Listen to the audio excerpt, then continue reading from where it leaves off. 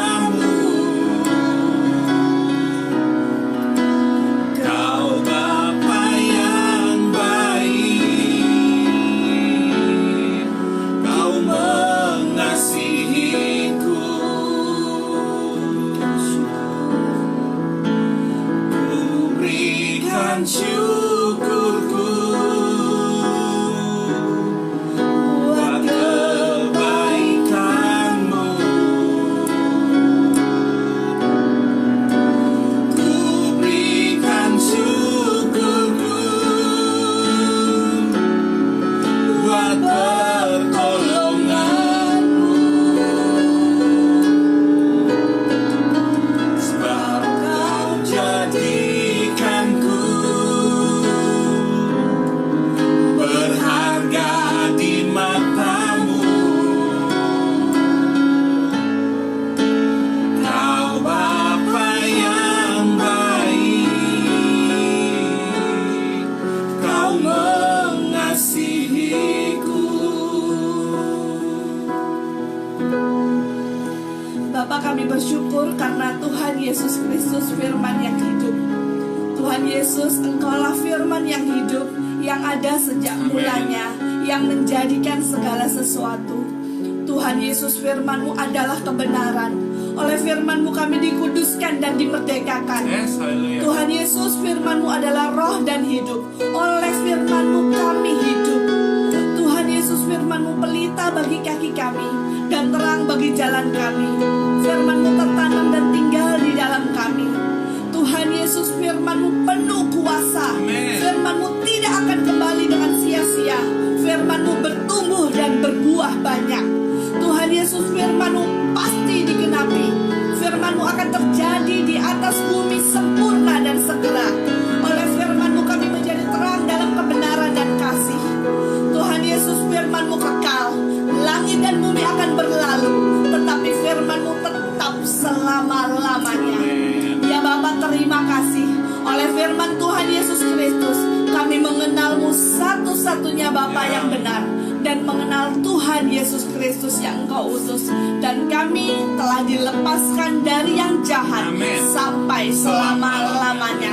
Haleluya, haleluya, haleluya. Haleluya, haleluya. Yes, kita telah dilepaskan dari yang jahat sampai selama-lamanya. Itulah janji Tuhan, itulah firman Tuhan yang menjadi sebuah kebenaran yang kita yakini, yang kita percayai bahwa kita telah dilepaskan dari yang jahat sampai selama-lamanya. Baik, hari ini saya ingin share, saya ingin berbagi dengan saudara tentang Kristus adalah hikmat dan kekuatan Bapa, ya.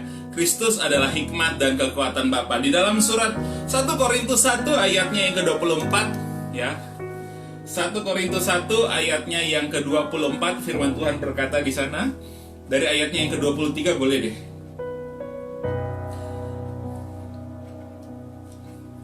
1 Korintus 1 ayatnya yang ke-23. Korintus 1 ayatnya 23, ya.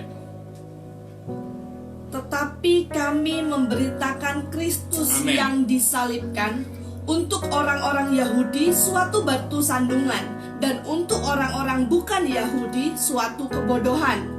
Tetapi untuk mereka yang dipanggil, baik orang Yahudi maupun orang bukan Yahudi, Kristus adalah kekuatan Amen. Bapa dan hikmat Bapa. Oke, dari 22 saya baca lagi kembali. Orang-orang Yahudi menghendaki tanda dan orang-orang Yunani mencari hikmat. Ya, toh? Orang-orang Yahudi itu menghendaki tanda, mereka pengen melihat kuasa, mereka pengen melihat sesuatu yang spektakuler, mereka ingin melihat sesuatu yang hebat. Tapi orang-orang Yunani itu lebih suka dengan hikmat. Itu sebabnya banyak filosof-filosof itu berasal dari Yunani. Itu suka dengan teori-teori, itu suka dengan ilmu pengetahuan. Nah, Rasul Paulus ayat yang ke-23 berkata, kami memberitakan Kristus yang disalibkan. Kristus yang disalibkan itu bagi mereka tidak masuk akal. Bagi mereka, bagi orang Yahudi, loh, Kristus, Tuhan, Mesias, kok mati? Itu sesuatu yang sulit untuk diterima. Tapi bagi orang Yunani, mana mungkin ada kerajaan sorga itu? Bagaimana mungkin? Sesuatu hidup itu mesti rasional, harus sesuai logika. Sedangkan Yesus harus kita percaya kepada Bapa. Itu sesuatu yang sulit diterima dengan rasio, dengan logika, dengan ilmu pengetahuan. Rasul Paulus berkata, itu sebabnya dikatakan bahwa untuk orang Yahudi, Kristus yang disalibkan itu adalah batu sandungan, karena mereka ingin melihat sebuah tanda kuasa. Mereka hanya tidak percaya. Dan untuk orang-orang bukan Yahudi, ya orang-orang Yunani yang sukanya teori-teori, yang sukanya sesuatu yang rasional, sesuatu yang masuk akal. Dianggap sebagai kebodohan. Masa ada si juru selamat itu mati? Masa ada si Tuhan itu disalibkan dengan cara yang sangat menyakitkan seperti itu? Tapi buat mereka yang dipanggil, buat kita yang beroleh anugerah, buat kita yang terpanggil, terpilih, mendapat kasih karunia, firman Tuhan berkata begini, Kristus adalah kekuatan Bapa dan hikmat Bapa. Haleluya. Kristus adalah kekuatan Bapa dan hikmat Bapa. Nah, secara logika, mungkin kita sulit untuk memahami bagaimana caranya Kristus bisa menjadi kekuatan Bapa, Kristus bisa menjadi hikmat Bapa buat kita orang-orang yang percaya. Nah, ini yang akan kita coba pelajari, ini yang akan coba kita renungkan bersama-sama dalam Good News Today pada hari ini, pada siang hari ini. Saya akan mulai dengan kekuatan Bapa. Dalam Mazmur 110 ayatnya yang kedua, ya, Mazmur 110 ayatnya yang pertama dan ayatnya yang kedua. Ini adalah Mazmur Daud. Mazmur 110 ayat pertama dan kedua. Mazmur Daud. Demikianlah firman Tuhan kepada Tuanku, duduklah di sebelah kananku sampai kubuat musuh-musuhmu menjadi tumpuan kakimu. Tongkat kekuatanmu akan diulurkan Tuhan dari Sion. Memerintahlah di antara musuh-musuhmu. Amin. Ini kita tahu bersama bahwa Raja Daud adalah raja yang suka berperang. Raja Daud tidak bisa membangun bait suci. Kenapa? Karena firman Tuhan berkata tangannya penuh dengan darah.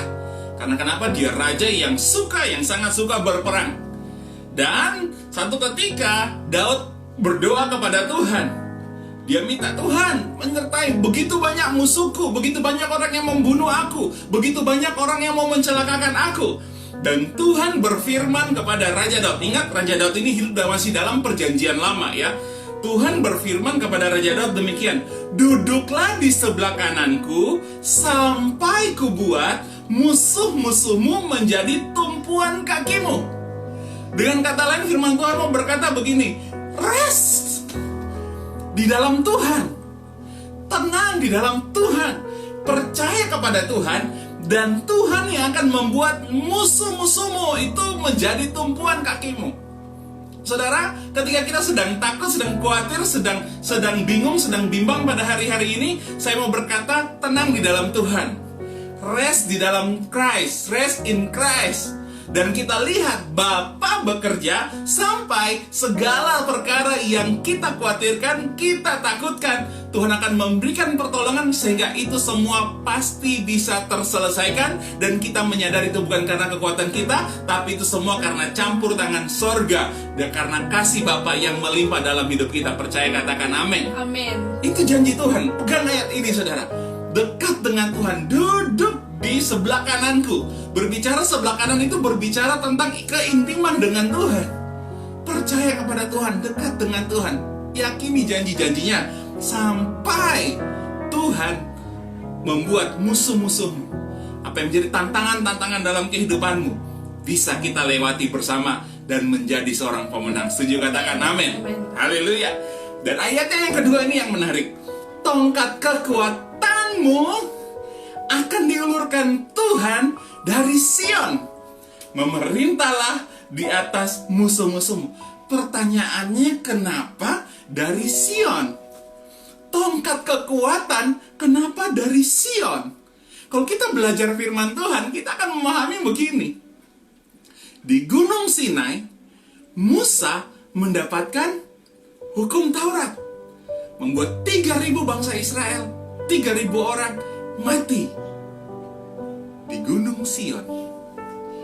Firman Tuhan berkata, kasih karunia dan kebenaran itu datang.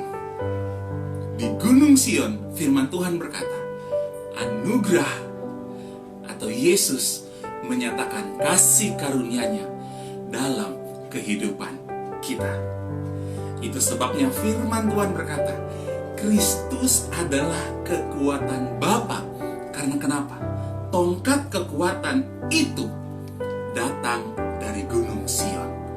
Tongkat kekuatan kita hidup di bawah matahari ini adalah begini: kasih karunia dan kebenaran di dalam Yesus Kristus Tuhan. Percaya, katakan amin. Kenapa saya berkata bahwa hidup dalam kasih karunia itu kekuatan? Karena begini, kalau kita memahami tentang kasih karunia bagi kita orang yang dipilih Tuhan adalah sesuatu yang tidak layak kita dapatkan, sesuatu yang tidak layak kita terima, tapi Bapa berikan di dalam kehidupan kita. Bagaimana membuat orang bertobat dari dosa-dosanya? Tunjukkan kasih karunia kepadanya. Itu yang Bapa lakukan. Bukan tuntutan, tetapi menyatakan kasih karunia. Pasti akan berubah. Kenapa kasih karunia itu penting? Meskipun saat kita salah sekalipun, kita keliru membuat keputusan sekalipun, karena kita ada dalam kasih karunia, maka saya mau berkata kepada saudara begini: kita pasti senantiasa membuat pertolongan. Karena Tuhan tidak melihat kebenaran kita lagi, tapi Tuhan melihat kebenaran Yesus yang sudah tergantung di kayu salib. Itulah kekuatan kita. Itu sebabnya dikatakan Kristus adalah kekuatan Bapa. Di dalam Kristus kita bisa melihat kuasa Tuhan dinyatakan di dalam kehidupan kita. Amin. Amin. Saya berharap saudara memahami ini. Itu sebabnya kenapa begitu banyak orang yang bersekutu dengan tubuh dan darah Kristus, mereka mengalami begitu banyak mujizat. Karena kenapa? Karena di dalam Kristus ada kekuatan Bapa yang secara supranatural itu mengalir di dalam kehidupan kita. Amin. Itu sebabnya saya mau berkata kepada saudara, hari-hari ini bagi orang Yahudi mereka mesti lihat tanda. Bagi orang Yahudi mereka mesti melihat mujizat, sesuatu yang spektakuler. Saya mau berkata, yang spektakuler yang sorga berikan kepada saudara adalah begini: putranya Yesus Kristus Tuhan diberikan kepada saudara. Yesus sekarang sudah naik ke sorga, tapi tubuh dan darahnya diberikan buat kita yang merupakan benar-benar makanan, supaya ketika kita hidup di bawah matahari ini, kita hidup dalam kuasa Amin. Bapa yang sempurna. Yes. Amin. Itu kekuatan. Kristus adalah kekuatan Bapa. Saya berharap saudara memahami ini. Yang kedua, dalam 1 Korintus 1:24 juga dikatakan tentang Kristus adalah hikmat. Ya kan? Nah, kita coba mempelajari, kita coba memahami apa yang dimaksud dengan Kristus adalah hikmat. Di dalam Amsal 8 ayatnya yang ke-12.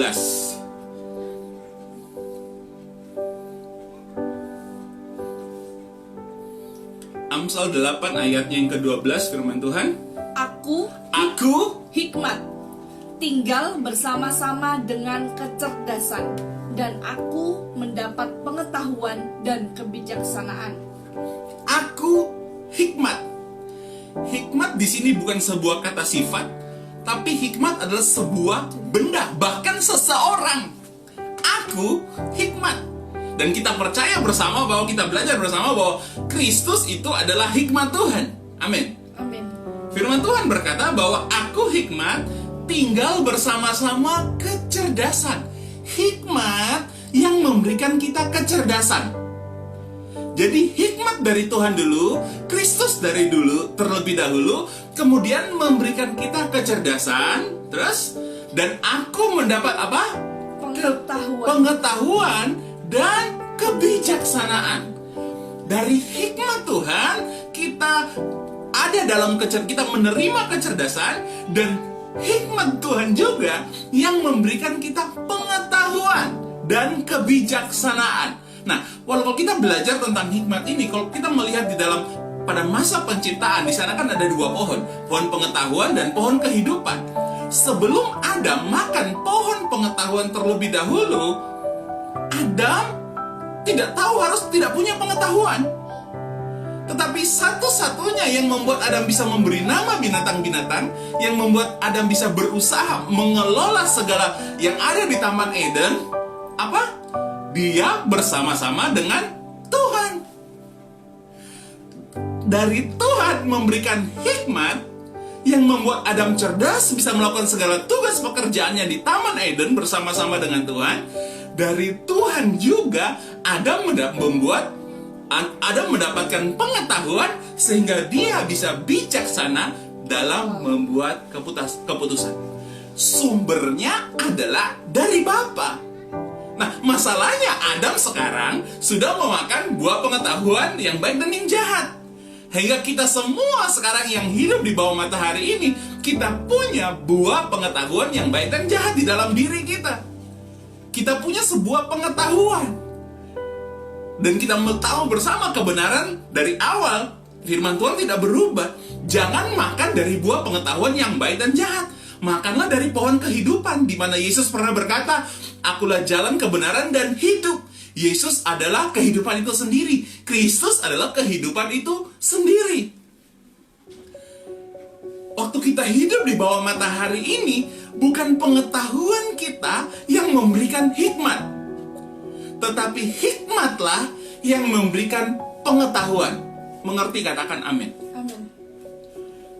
Jadi karena Kristus menuntun kita, karena Kristus menggembalakan kita, karena Kristus memimpin kita, maka kemudian kita bisa berkuasa di bawah matahari ini. Kita punya sebuah pengetahuan, punya kecerdasan, punya pengetahuan, dan punya kebijaksanaan dalam membuat keputusan. Itu sebabnya saya mau berkata kepada saudara, jika hari-hari ini saudara sedang mentok, saudara sedang bingung, sedang buntu, tidak tahu harus membuat keputusan seperti apa, jangan cari pengetahuan, tapi cari hikmat. Dan Kristus adalah hikmat Tuhan. Mengerti? Katakan amin. Amin. Nah, kalau bicara tentang iman dan logika, ya seperti yang saya katakan tadi, bahwa yang kita makan adalah terlebih dahulu kabar baik tentang Yesus Kristus. Itu sebabnya di dalam Roma 10 ayat 17 ya. Roma 10 ayatnya yang ke-17. Firman Tuhan berkata, iman timbul dari pendengaran, dan pendengaran akan firman Kristus. Jadi pendengaran akan firman Kristus. Di situ iman kita timbul. Sekarang Ibrani 11 ayatnya yang ketiga. Ibrani 11 ayatnya yang ketiga. Ini saudara yang pengen bijaksana dalam kehidupan, bukan mengandalkan pengetahuan, tapi mengandalkan hikmat. Yang pertama, iman timbul dari pendengaran firman Kristus.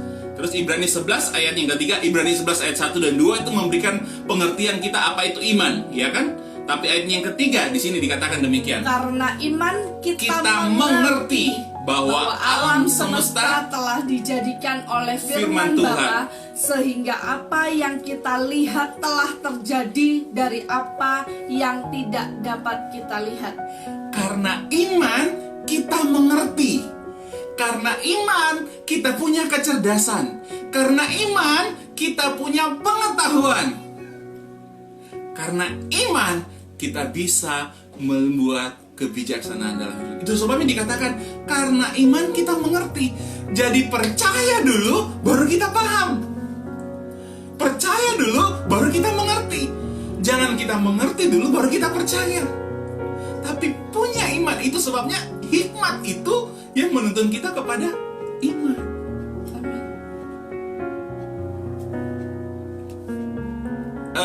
Saya tidak tahu mau ngomong apa, tapi saya mau sampaikan kepada saudara, ini penting saudara. Banyak orang berkata, bagaimana membedakan suara Tuhan dengan suara manusia, suara setan, atau suara dari hati nurani? Sederhana saja. Apakah yang kamu dapatkan itu kabar baik, Injil Kristus? Nanti saudara akan paham. Kalau Injil Kristus memerdekakan tanpa tuntutan, penuh kasih karunia, itu pasti dari Tuhan. Tapi kalau masih ada syarat, oh kamu kurang ini, kamu harus lakukan ini, kamu harus begini terlebih dahulu, mungkin saran saya berdoa lagi. Tanya Tuhan lagi. Itu sebabnya konsumsi lebih banyak Injil kabar baik. Puji Tuhan kita sudah punya program Good News Today dan Good News Tonight. Jadi dalam seminggu saudara bisa konsumsi firman Kristus lebih banyak. Supaya apa? Supaya ketika firman Kristus kan mendatangkan iman. Iman adalah hikmat itu sendiri. Kristus adalah hikmat itu sendiri. Kita menerima firman Kristus. Jadi dalam pikiran kita, di benak kita penuh dengan hikmat Tuhan. Amin. Dan saudara tahu firman Tuhan berkata apa? Hikmat dalam Amsal tadi, hikmat bersama-sama dengan kecerdasan. Dan itu mendatangkan pengetahuan dan kebijaksanaan di dalam hidup ini. Ini yang tidak dipahami oleh orang Yunani. Kristus adalah hikmat Tuhan yang memberi kecerdasan, ada pengetahuan dan kebijaksanaan dalam hidup ini. Dengarkan firman Kristus. Kolose ini jelas. Kolose 3 ayatnya yang ke-16.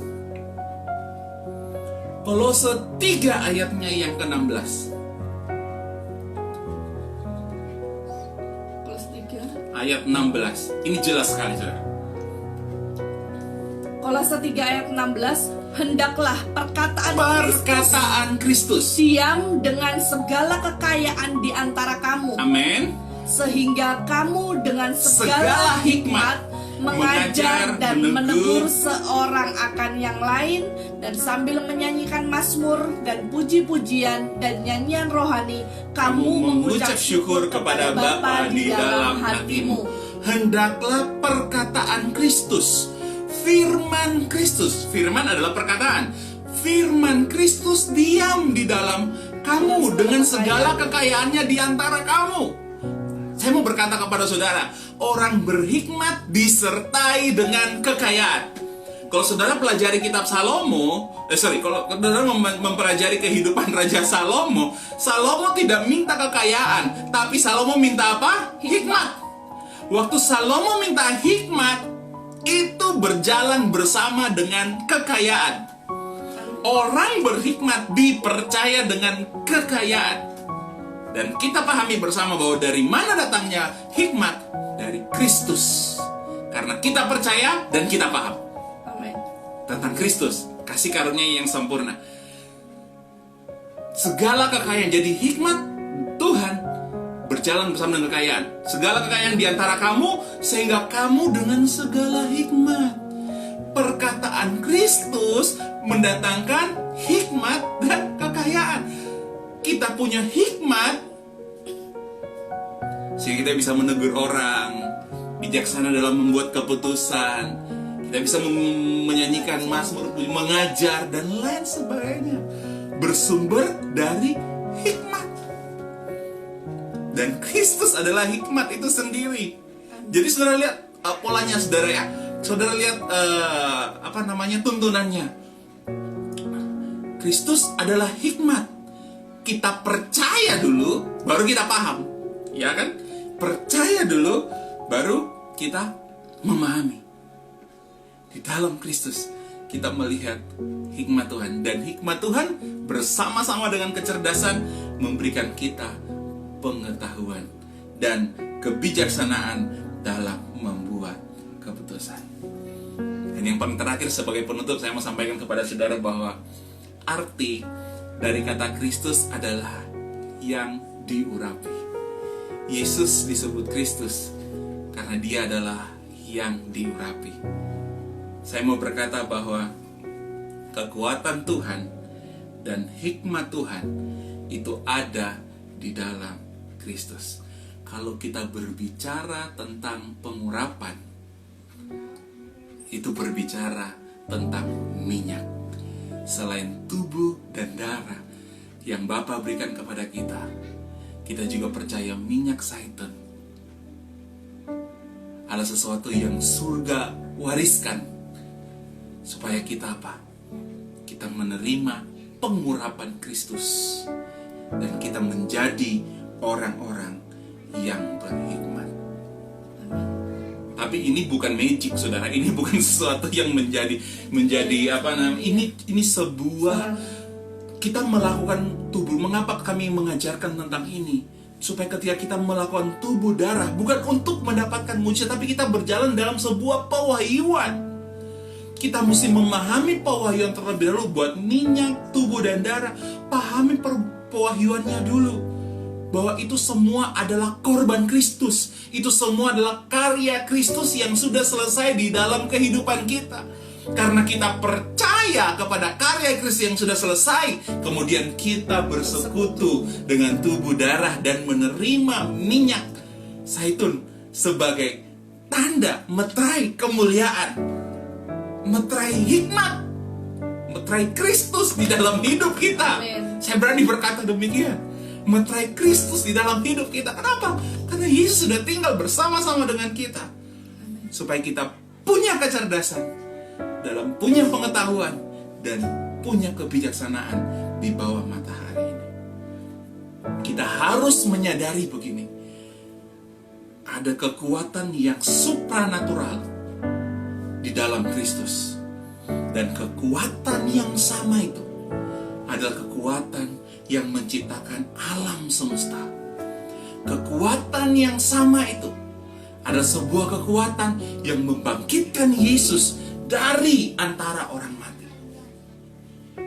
Dan kekuatan itu tinggal di dalam kita. Siapa dia? Yaitu Yesus Kristus Tuhan. Itu sebabnya Rasul Paulus berkata, Yesus adalah, Kristus adalah kekuatan Bapa. Dan Kristus adalah hikmat Bapa. Kenapa tidak dikatakan Yesus? Karena Yesus adalah manusia, tapi Kristus adalah Tuhan di atas segala Tuhan, Raja di atas segala Raja. Dan Dia ada di mana-mana, tinggal di dalam kehidupan kita. Dengan kuasa Kristus, kita bisa melakukan perkara-perkara besar seperti yang Yesus lakukan. Bahkan Yesus pernah berkata, kita melakukan jauh lebih besar dari apa yang bisa Yesus lakukan ketika ada di bumi pada waktu itu. Amin. Itulah roh keperkasaan orang percaya. Itulah roh keperkasaan orang-orang yang dipilih Tuhan. Bukan Yahudi yang meminta tanda, bukan Yunani yang meminta teori-teori, yang meminta pengetahuan, tapi kita, Kristus yang kita beritakan, yaitu pribadi yang banyak orang tidak pahami, bahwa dalam Kristus ada kuasa yang dahsyat, yang supranatural, dan dalam Kristus ada hikmat Bapa yang sangat luar biasa menuntun kita. Sebabnya saya mau berkata, penuhi hidup kita dengan Injil, dengan kabar baik tentang Yesus Kristus. Karena firman Tuhan juga berkata, Injil adalah kekuatan Bapa yang menyelamatkan. Hari-hari ini apa yang kita hadapi tidak bertambah baik. Itu fakta yang tidak bisa kita pungkiri. Itu suatu kebenaran fakta yang tidak bisa kita pungkiri. Saya membaca berita kemarin Singapura masuk dalam jurang krisis. Saya juga membaca berita bahwa tentang sebuah krisis yang ekonomi yang sangat besar yang kemungkinan akan mengguncang dunia. Ada juga peperangan yang mungkin terjadi, saudara, di belahan dunia bagian barat. Itu sebuah fakta. Dan memang firman Tuhan berkata bahwa hari-hari yang kita hadapi ke depan baik, tapi akan bertambah sukar, akan bertambah sulit. Dan peperangan, bencana alam, banyak begitu hal yang karena bumi ini sudah rusak. Tapi saya mau berkata kepada saudara, kita adalah orang-orang yang dipilih Tuhan. Amin. Kita adalah orang-orang yang dipilih Tuhan untuk menerima Kristus. Kembali di dalam 1 Korintus 1:24 tadi. Kita adalah orang-orang yang dipilih Tuhan untuk menerima Kristus. Di dalam Kristuslah satu-satunya kita bisa mendapatkan kekuatan itu. 1 Korintus 1 ayat 24 tadi. 24. Tetapi Mereka untuk mereka yang dipanggil, baik orang Yahudi maupun orang bukan Yahudi, Kristus adalah kekuatan Bapa dan hikmat Bapa. Kita mungkin tergolong yang bukan orang Yahudi. Kalau tadi di awal kan dibilang orang Yahudi dan Yunani, tapi ketika di ayat yang ke-24, baik Yahudi maupun bukan Yahudi. Jadi bukan cuma bukan Yahudi, tapi bukan Yunani, tapi kita semua orang Indonesia. suku Manado, Surabaya, Madura, semua kita yang dipanggil di dalam Kristus, kita punya kekuatan dan nikmat Bapa.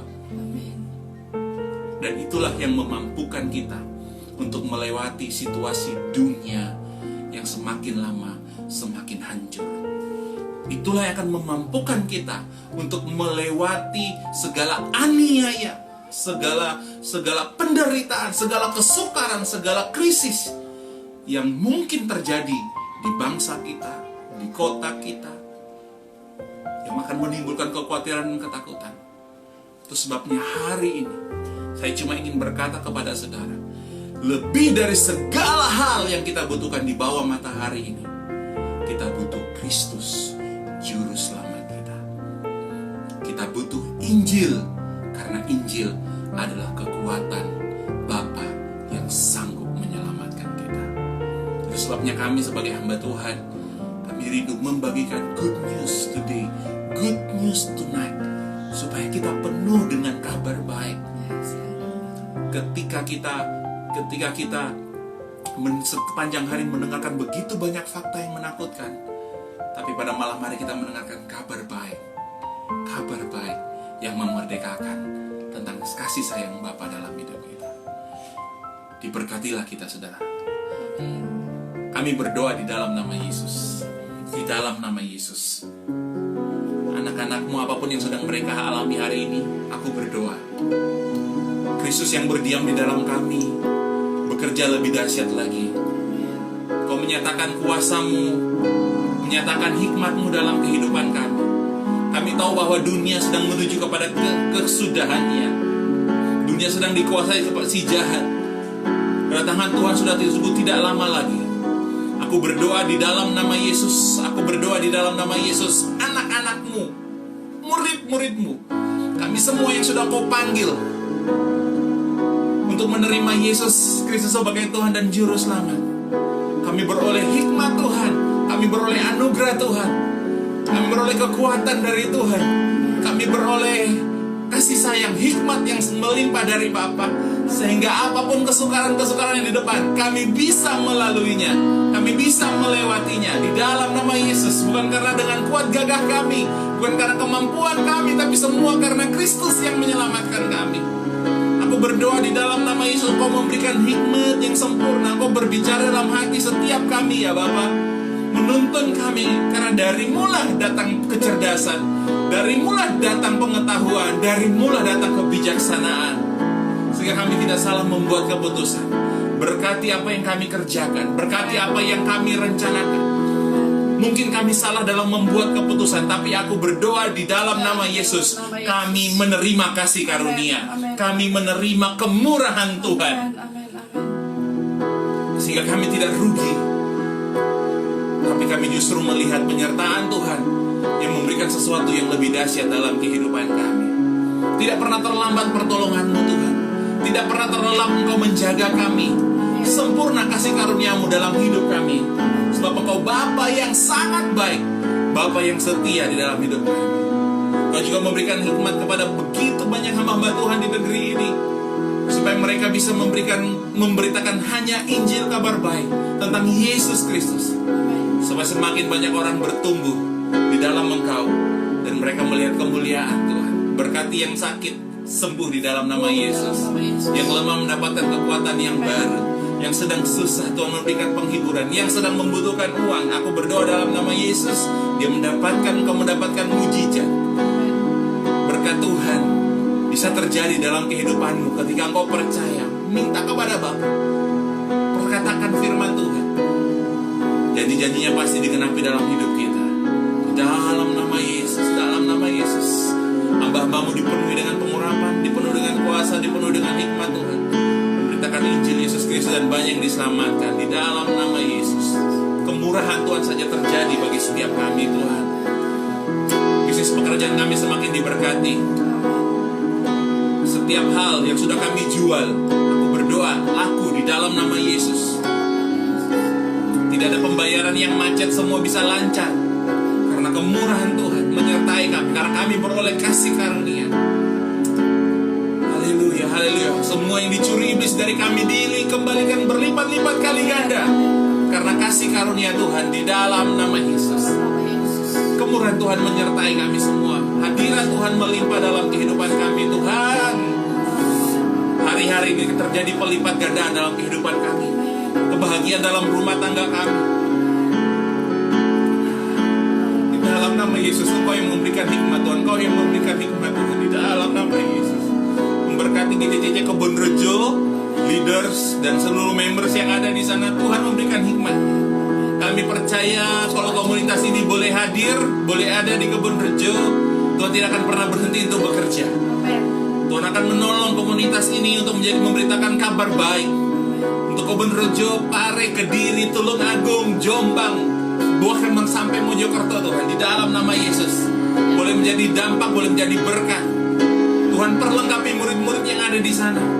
Mungkin tidak banyak jumlahnya, tapi Yesus bersama dengan 12 murid itu mampu mengguncangkan dunia. Aku berdoa buat Kebon Rejo, kita jaga Kebon Rejo senantiasa dipakai Tuhan luar biasa. Memberkati buat leaders-leaders yang ada di sana, Pak Hendra, Pak Parmo, Tuhan menyertai dengan hikmat, dengan kuasa, jadi dampak bagi begitu banyak orang. Memberkati anak-anak-Mu Tuhan dalam aktivitas mereka, dalam pekerjaan mereka Tuhan, untuk memberikan hikmat keberhasilan senantiasa. Mereka hidup mengandalkan hikmat, bukan logika, bukan pengetahuan, bukan pengalaman, tapi mengandalkan hikmat Tuhan. Dan itulah yang memerintah dalam kehidupan kami. Bapa, kami mengucap syukur buat hari ini, mengucap syukur buat kemurahan dalam kehidupan kami. Diberkatilah kita, terimalah berkat rahmat, anugerah damai sejahtera, hikmat dan kuasa dicurahkan berlimpah-limpah di dalam Kristus yang berdiam di dalam kita, di dalam Kristus yang bekerja di dalam kehidupan kita, yang kita terima sejak kita percaya Yesus sebagai Tuhan dan Juru Selamat. Sekali Dia bersama-sama dengan kita, selama-lamanya Dia menyertai kita dalam segala keadaan. Bukan dalam keadaan baik saja, tapi dalam keadaan yang tidak sesuai dengan yang kita harapkan. Ada Kristus di sana, sehingga badai sebesar apapun tidak mengguncangkan kita. Kita aman bersama dengan Bapa. Terimalah berkat, rahmat, anugerah, hikmat, kuasa melimpah dalam hidup kita hari ini sampai selama-lamanya. Dalam nama Yesus berkata,